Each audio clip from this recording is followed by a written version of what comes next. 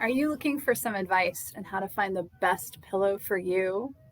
Well, this month here at Physical Therapy for Everybody, we have been doing pillow reviews each week. So you can definitely check out either here on Facebook or on YouTube our other reviews of specific pillows. But today we're going to do the Great Pillow Roundup. So I'm going to talk to you a little bit today about your sleeping posture and how that affects your choice of pillow, or our recommendations for your choice of pillow based on that. Now, I can't see your neck from this far away. I don't know if you have a long neck or a short neck. Do you have broad shoulders or narrow shoulders? There's so many things I can't see from here. So making specific recommendations is just not possible. But after 21 years as a physical therapist, I've definitely seen what types of people tend to work well with what types of pillows, and can at least give you some ideas on things to try to get you started. So, number one, I say this all the time because it is very, very important. If you are a stomach sleeper, I need you to stop sleeping on your stomach. All right, friends? When you're sleeping on your stomach, it does not matter what pillow you have. You're putting a huge amount of torque through your neck. You're stretching the ligaments, the tendons, the muscles. You're opening up the joints on one side, but you're compressing the joints on the other side. Friends, it does not go well in the long term. Let me just tell you, you may not have neck pain now, and that's super great if you don't, but I can guarantee you will. And you'll end up in here later on with neck pain because you were sleeping on your stomach. So do yourself a favor now. If you're a stomach sleeper, I need you to change that pattern. Now, some people, maybe they start on their side or maybe they start on their back and they wake up on their stomach and they're like, Dr. Amy, what do you want me to do about that? Well, when I was in PT school, we would, I'm not kidding you, this is literally what they told us to do, is you take a tennis ball and you put it on your belly and you wrap like an ace bandage around it to keep it there, so that then if you lay it on your stomach, right, you've got a tennis ball going into your belly, so it'll wake you up. Now that does work. I will tell you, that actually does work. So if you are like, I've got to break this habit, I realize that Dr. Amy is right, and this is a really bad habit to be in, and you want to break that habit, a tennis ball on your belly, it will work. I promise you, it will work. However, potentially really painful also, right? So I don't usually recommend that anymore. But definitely if you fall asleep on your side or on your back and you wake up on your stomach, just reposition yourself. It will happen if your body wants to head to that position. It's used to being in that position. It's going to continue to want to go to that position. And I don't believe in being super regimented to change something, but just start changing that pattern slowly. I don't want to do anything that's going to disturb your sleep all night, because when you're sleeping is when you're healing. And that's for your whole body. That's whether or not you have an injury. You've got the brain Roombas, right? You've heard me talk about the brain Roombas that only come out when you're in REM sleep. So they help to clean up the synapses and everything that's in your brain and all the nerves and stuff like that. You need your brain Roombas to come out. You need to get into that REM sleep. You need to be sleeping. So although I don't recommend the really aggressive techniques, when you wake up and you find yourself on your stomach, put yourself in another position to go back to sleep. Okay, fair? That's reasonable, right? All right. So number two, if you're a side sleeper like me, what you're looking for in a pillow is something that fills this gap here, okay? Because what you don't want is, you don't want your head to be, if you're laying on your right side, you don't want your head to be down like this all night, because again, compression in the neck, but you also don't want it stretched up. So there was that whole thing about, you only sleep with one pillow and not two pillows.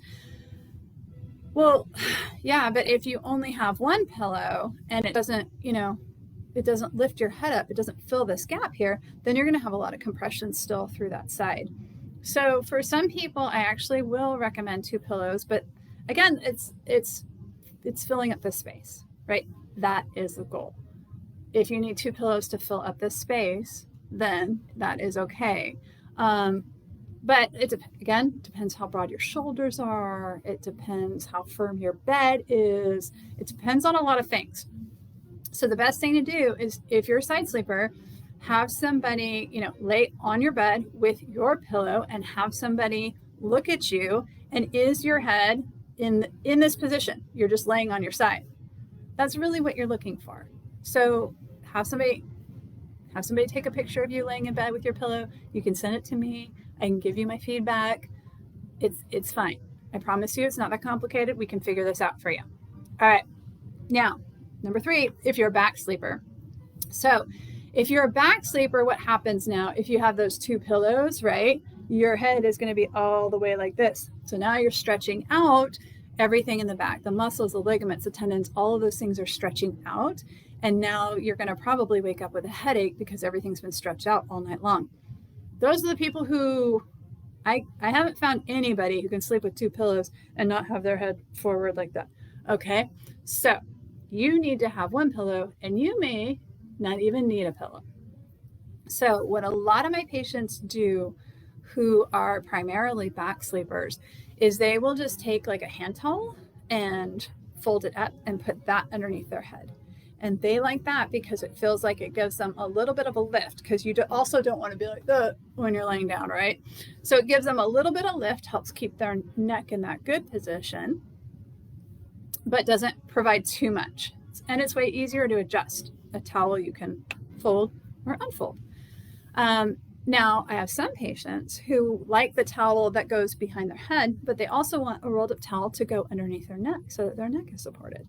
Again, you just take a hand towel, fold it in half the other way, roll it up like a cinnamon roll, and then put it underneath your neck, and then you've got one underneath your head. I have had so many patients use this technique after buying really expensive pillows and finding that this is the one that works best for them. So if you're a back sleeper, I definitely recommend you trying it. Most people have a couple hand towels on hand, as it were. And it's not too big of a deal to just try it, right? Because you've already got it on hand. Why not just try it?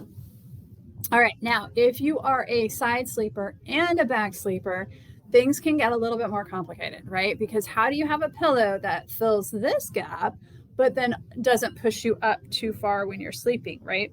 So that's the idea. I don't know if you saw the review of the cutout pillow, but you can search it here. But that's the idea for the cutout pillow, is that you have that good position when you're laying on your back, but then you also have that support when you're laying on your side.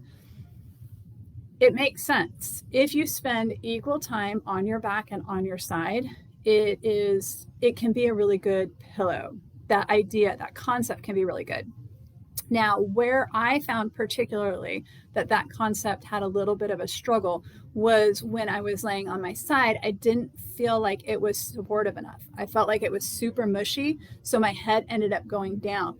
Now, I had the Sutera pillow, which I had gotten from a patient who did not want it anymore. I'm not saying that all the pillows are like that, but that's something you may want to consider when you're purchasing a pillow. That you want to make sure you have enough support when you're actually laying on your side, especially if it's a side and a back and you're looking at that cutout pillow. All right, so to review, because we've covered a lot here today. If you're a stomach sleeper, you're going to find ways to stop doing that, and you're going to protect your neck. Thank you so much. If you sleep on your side, you're going to find a way to fill that hole so that your head doesn't go this way and it doesn't go that way, right? It just stays in that neutral position. If you're a back sleeper, you're going to have either a very thin pillow or potentially just use a towel. Just something to keep your head in that good neutral position so it doesn't go up like that, and it definitely doesn't go up like that. All right, I hope that's helpful. If you have any tips that you have found helpful, please drop them below and comment on what position you sleep in and also what kind of a neck you have, short neck or long neck, broad shouldered, narrow shouldered, because that really impacts other people when they're making their decisions, and they know if you're more like them or not.